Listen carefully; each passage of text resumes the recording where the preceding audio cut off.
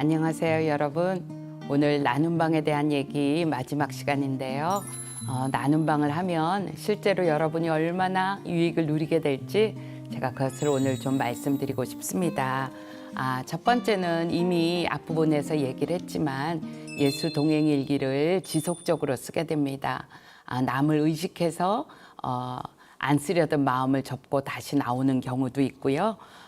또 다른 사람의 그런 위로와 응원을 통해서 힘을 얻기도 하기 때문에 일기를 지속적으로 쓰는 일에 나눔 방은 너무 중요합니다. 두 번째는 우리가 서로 함께함으로 영적인 성장과 유익을 누리게 됩니다. 어떤 사람도 하나님의 완전한 뜻을 혼자 다 알 수 있진 않습니다.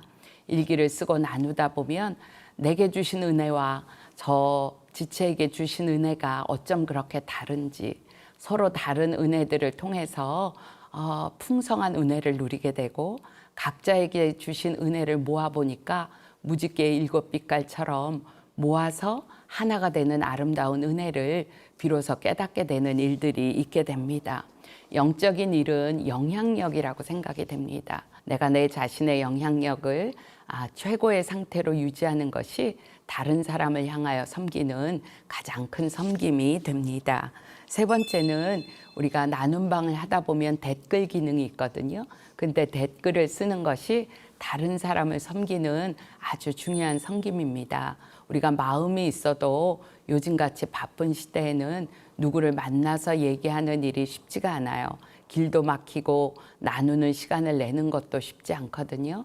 그런데 다른 사람의 일기를 읽고 잠깐 기도하고 주님 뭐라고 이 마음을 나눌까요? 이렇게 묻고 거기에다가 격려하고 응원하는 댓글을 단다면 참 이상하지요. 짧은 문장 하나, 수고하셨어요, 힘내세요, 사랑합니다, 이 한 문장이 낙심한 영혼을 일으켜 세우는 것을 보게 됩니다. 우리가 심심찮게 뉴스에서 어떤 연예인이 그런 악성 댓글로 인하여 자살했다, 뭐 이런 기사들을 보게 됩니다.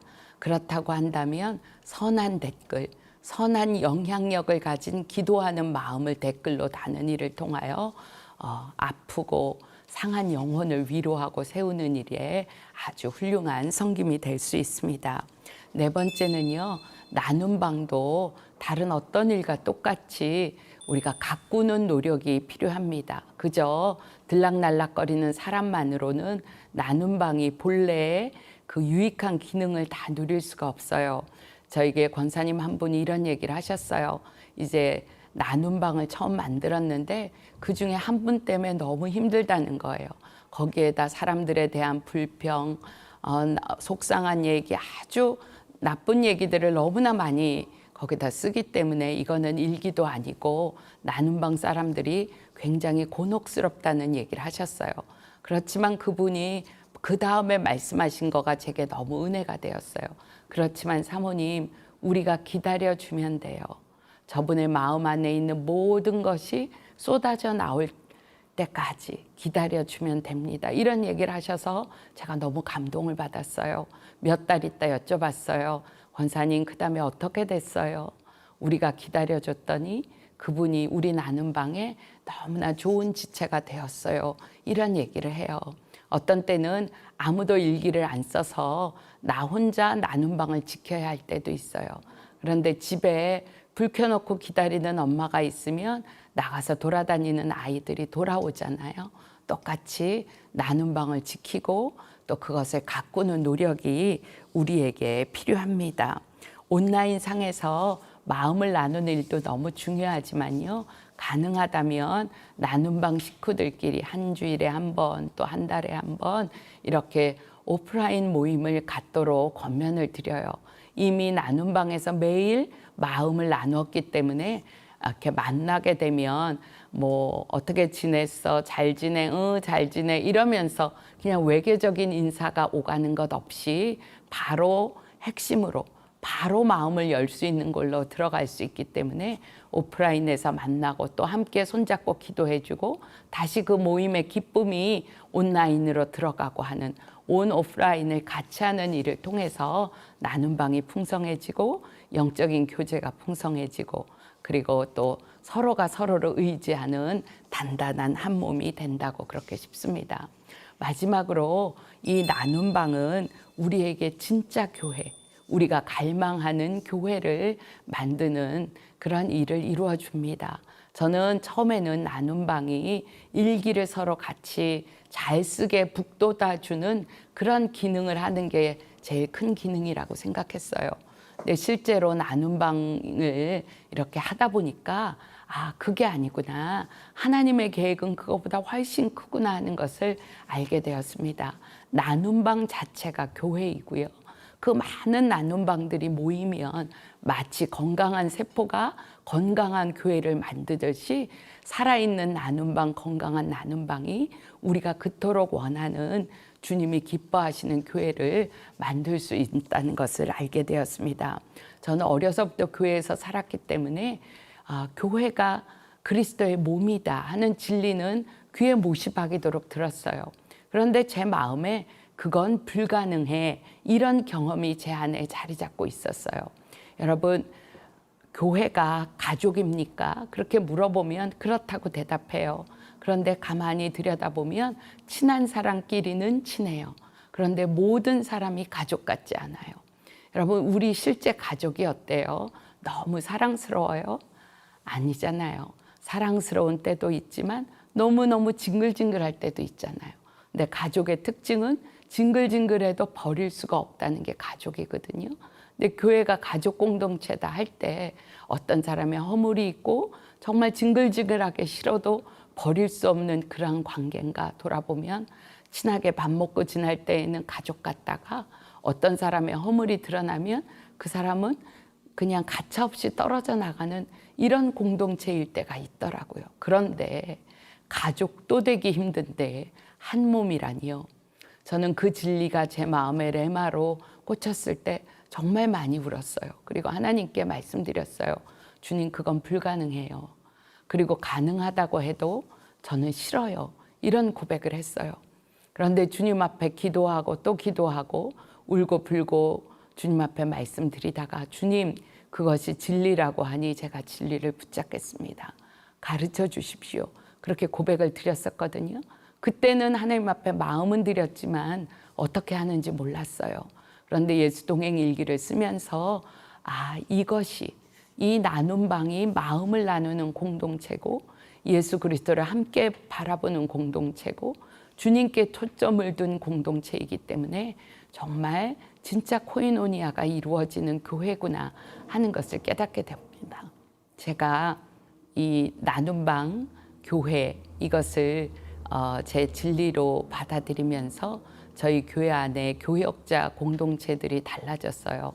예전에 사역 공동체라고 할 때에는 일을 같이 하는 그런 동지 같은 공동체였거든요. 그런데 한 몸이라고 하니까 누구도 없어서는 안 되는 거예요. 유능하든 유능하지 않든 복음의 진리가 분명하든 아니든 한 몸에 팔을 자를 수가 없고 발을 자를 수가 없기 때문에 같이 가야 되는 거였어요. 제가 이 점이 억울하더라고요. 교역자들이 교인과 목회하는 일에도 에너지가 많이 들어가는데 교역자들에게 마음을 기울이고 한다는 일이 어떤 때는 쉽지 않게 여겨졌어요. 그런데 한 몸이니까 그 진리를 붙잡고 몸부림치면서 기도하고 나아가는 동안 우리가 일기를 같이 쓰면서 진짜 한 몸으로 가까워지는 역사들이 일어났어요.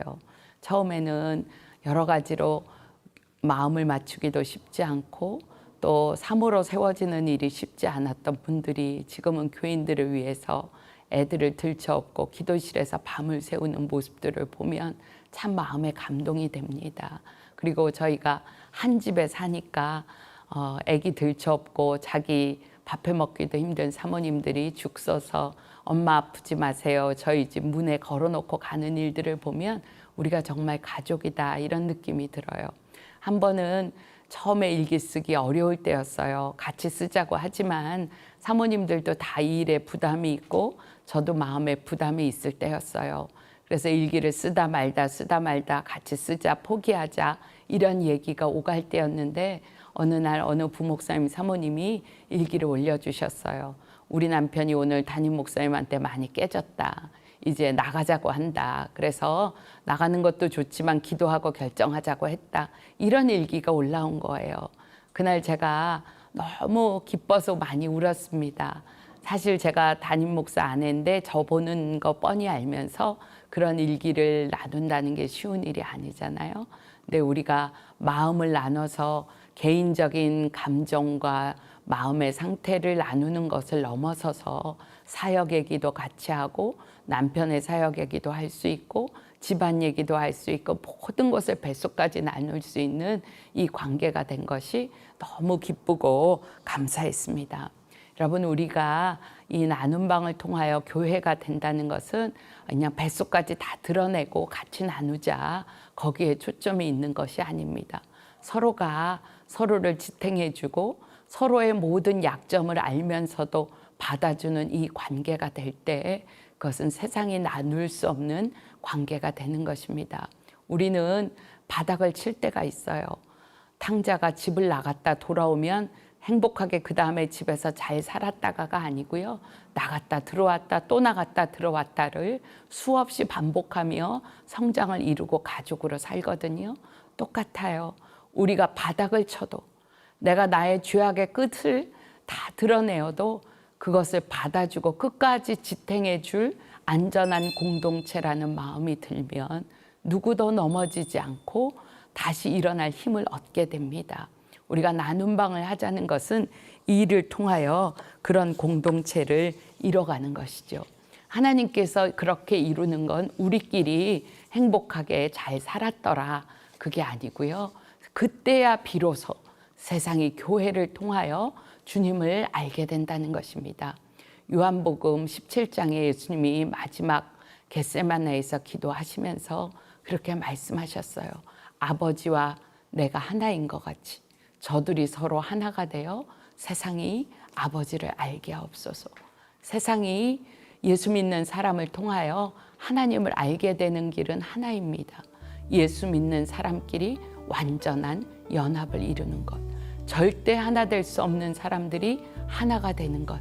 초대교회 때 종과 주인이 하나가 되고 귀족과 종이 하나가 되는 그것을 통해서 세상을 흔드는 복음이 되었던 것과 같이 나눔 방을 통하여 우리의 연약함과 부족함을 서로 받아주고 하나가 되는 이 공동체가 진짜 교회를 이루게 된다는 것입니다.